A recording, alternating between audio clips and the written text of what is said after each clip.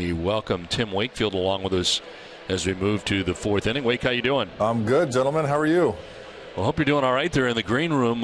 Jerry and I don't get a lot of time in the green room during the regular season, but we understand it's a very nice place to watch the game. They just redid all the offices here in Nesson, and we kind of got a new green room with a new TV, so it's nice to be able to sit back and take notes and watch a great game unfold in front of me right now. Well, a couple of things I wanted to ask you. First of all, last night, we'll go back to last night, R.A. Dickey pitching for the Toronto Blue Jays. And, you know, the question always comes up, and it's always asked to hitters. What adjustments do you make against a knuckleball pitcher? And it's really hard to answer because, you know, I found a lot of guys tried a lot of different things. Now, what I want to know, I want to reverse that question on you. Did you notice guys trying different things against you when you were pitching? Oh, yeah, I noticed a lot of different things. Guys would move up in the box. They'd stand way back in the box. And the biggest key is I saw switch hitters would always try to hit on the opposite side. If it was a left-handed hitter, they'd always hit right-handed off of me, which gave me kind of an advantage because if I saw that happening, I would throw him curveballs all the time because a switch hitter hitting right-handed off a righty hasn't probably seen a curveball since high school. So it was a big advantage for me. I loved it when switch hitters hit right-handed off me. That's interesting because we used to see that all the time. And, you know, you'd ask hitters why they did that, and nobody could give you a clear answer to that. No, the answer that I always get is that they didn't want to screw up their left-handed swing because if they went 0 for 3 or 0 for 4 with 3 punchies, that ruined their left-handed swing, they told me. The other question I have is about Ruby De La Rosa, the kid we're watching tonight. And you know, it's a guy that came from the Dodger organization, outstanding arm. And my question to you would be, he's starting right now, but do you envision him in time as a possible closer candidate if the Red Sox were in need of one with the type of stuff that he has? He could be. You know, he's got the velocity to be a closer. He's got the stuff to be a closer. I really like the way he's kind of managed the lineup tonight. At 25 years old, he shows a lot of poise and a lot of maturity for somebody so young and in his first year in the big leagues. I'm really impressed. I'd like to see him pitch better on the road. Obviously, we know he's pitched good here, and he's pitching good tonight, you know, but you know, that's a good question, Jerry. He could do. I think he could pitch in any position you put him in. He's that talented of an arm that's got plus stuff, and not only his fastball but his breaking ball, and his strike zone command has been very good tonight so far.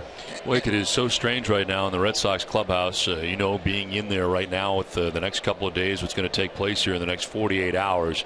You've been through it before. How strange is it from a player's perspective this week in general? It's very strange, and it can be very distracting. I haven't seen stuff like this happen here since I was here. I mean, obviously Nomar got traded that 1 year, and there's always going to be rumors, and it depends on how your team is playing, but you can't do anything about it, and you try not to let it distract you. But there's talks, you know, you're getting phone calls from your family, your agent's calling you, and it's hard to ignore that. But I think the big thing, once the game starts, I think you can relax a little bit and concentrate on your job at hand that night.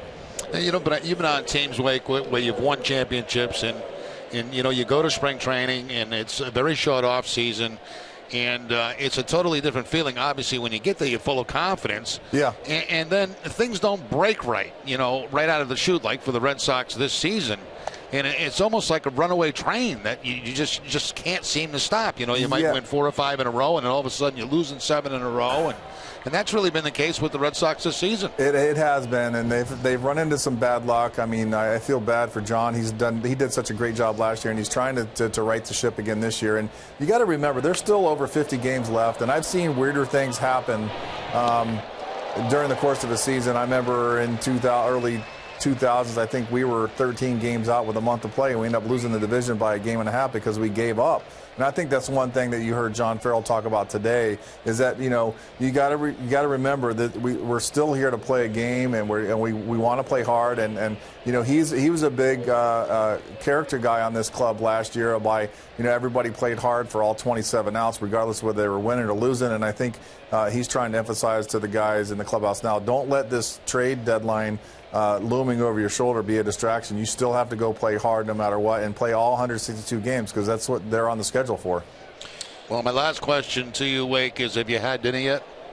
Yeah, I just finished a nice little Subway sub. Okay. Well, let me ask you something while we're on the subject of dinner. Are you allowed to eat fish in the green room? Has that been taken care of? I haven't tried to eat fish in the green room, but I hear my host is deadly set against eating fish in the green room. Okay, so I may sneak some of your favorite fish from the Gulf Coast. What'd you catch? You tweeted it out like, what kind of fish is this? You caught a worm. It was a snapper, I think. Red snapper is what Red snapper, exactly. I might try to bring one of those in here. Wake, thanks for joining us. Thanks, guys. I appreciate it. Wake. Enjoy the rest of the game.